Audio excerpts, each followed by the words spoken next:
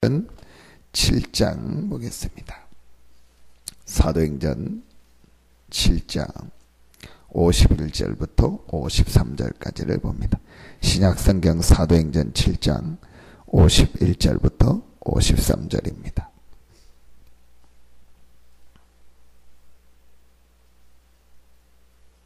(51절부터) 53절 제가 봉독해 드리겠습니다. 목이 곧고 마음과 귀에 할례를 받지 못한 사람들아, 너희도 너희 조상과 같이 항상 성령을 거스르는도다. 너희 조상들이 선지자들 중에 누구를 박해하지 아니하였느냐?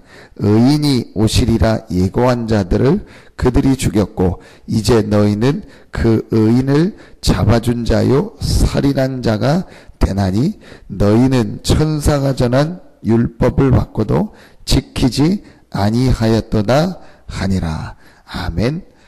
우리가 무슨 일을 할 때도 중요한 일이 있고 중요하지 않은 일이 있습니다. 오늘 하루 일을 할 때도 중요한 일이 있고 중요하지 않은 일이 있습니다.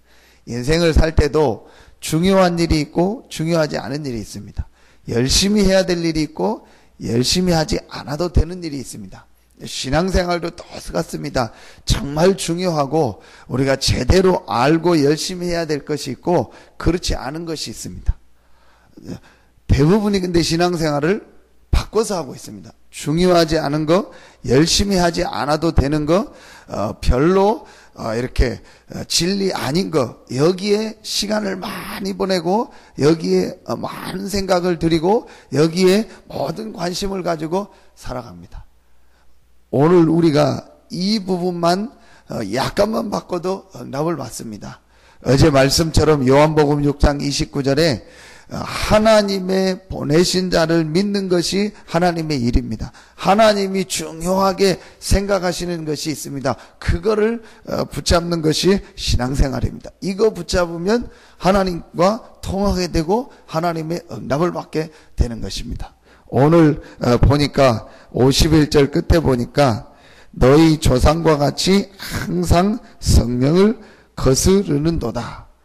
거스린다고 있거든요. 이게 무슨 말이냐? 하나님의 성령의 역사, 하나님이 역사한다는 말 아닙니까? 그렇죠? 하나님이 역사하는 이 중요한 일을 붙잡아야 되는데 반대로 하나님의 역사를 거스리는 중요하지 않은 일에 이스라엘이 시간을 보내고 거기에 모든 걸 드리고 그걸 신앙생활이라고 열심히 한 겁니다. 그래서 이스라엘이요 계속 재앙을 당하고 계속 고통을 당하고 어려움.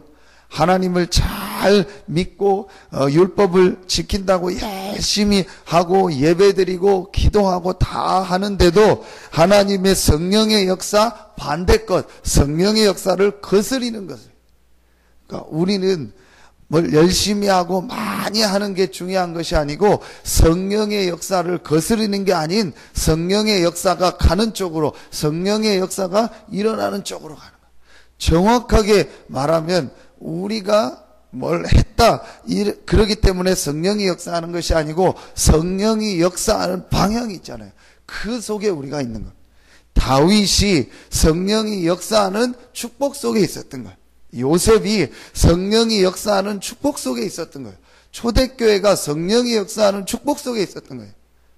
그게 정확한 겁니다. 말하면 우리가 생각하기에는 초대교회에 성령이 역사했구나, 다윗에게 성령이 역사했다지만 아닙니다. 성령이 역사하는 그 축복의 대열 속에 다윗이, 요셉이, 렘넌트들이, 초대교회가 들어가 있었던 겁니다.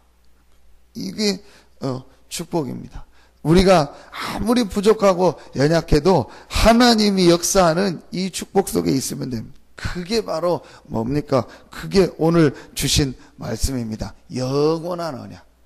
영원한 언약은 하나밖에 없습니다. 하나님이 우리에게 주신 영원한 언약. 언약이라는 말은 약속이라는 말이거든요. 하나님이 우리에게 영원히 주신 약속이 하나 있습니다.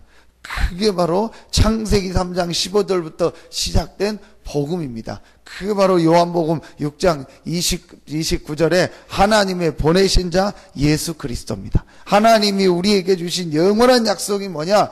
누구든지 여자의 후손으로 그리스도로 오신 이 예수 메시아, 이 예수 그리스도를 믿고 그 예수 이름 부르기만 하면 구원받고 하나님의 자녀가 되고 하나님이 응답하시는 축복을 주시겠다고 약속했습니다.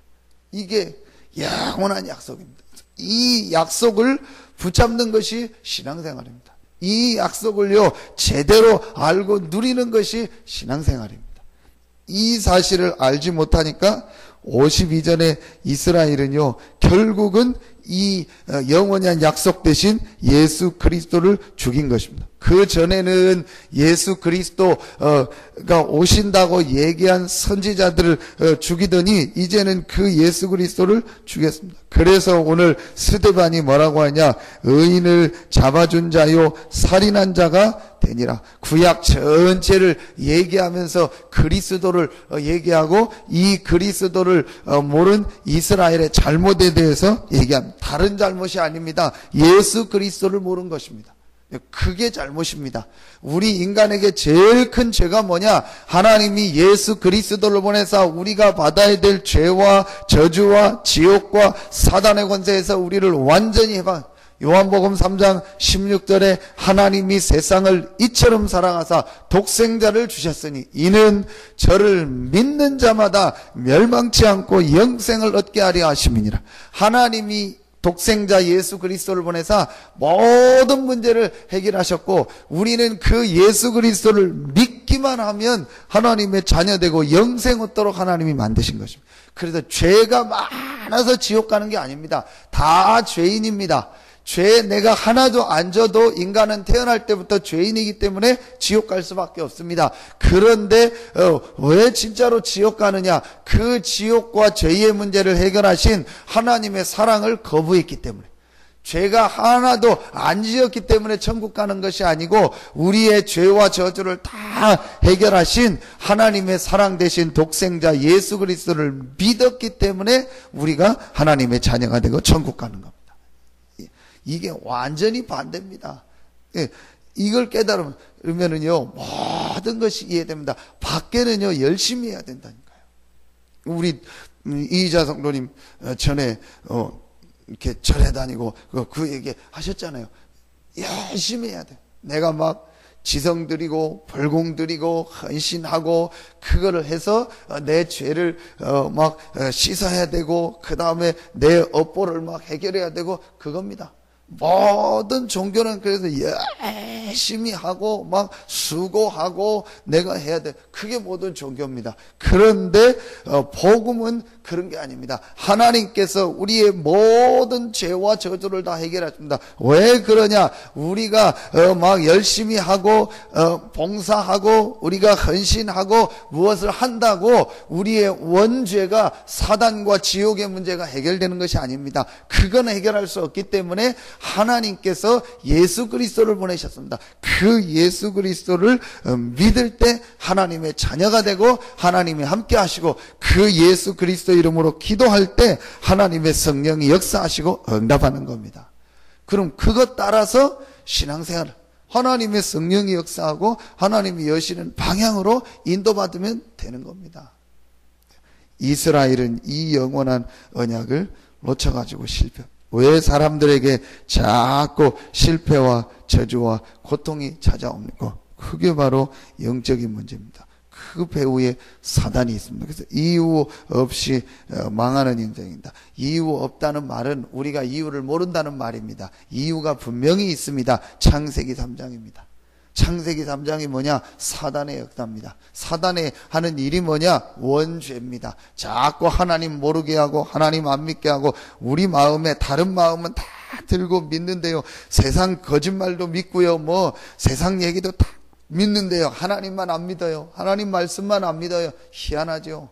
하나님만 안 믿어요. 하나님 믿는다고 내가 손해될 거 있습니까? 아무 손해될 게 없어요. 근데도 안 믿어요. 하나님만 안 믿어요. 다른 거 다 믿어요. 거짓말도 믿고 뭐 남의 얘기도 먹고 몇천 년 전에 있었던 역사 보지도 않고 듣지도 않았는데 글로만 있는데 그건 다 믿으면서 하나님 말씀을 안 믿어요.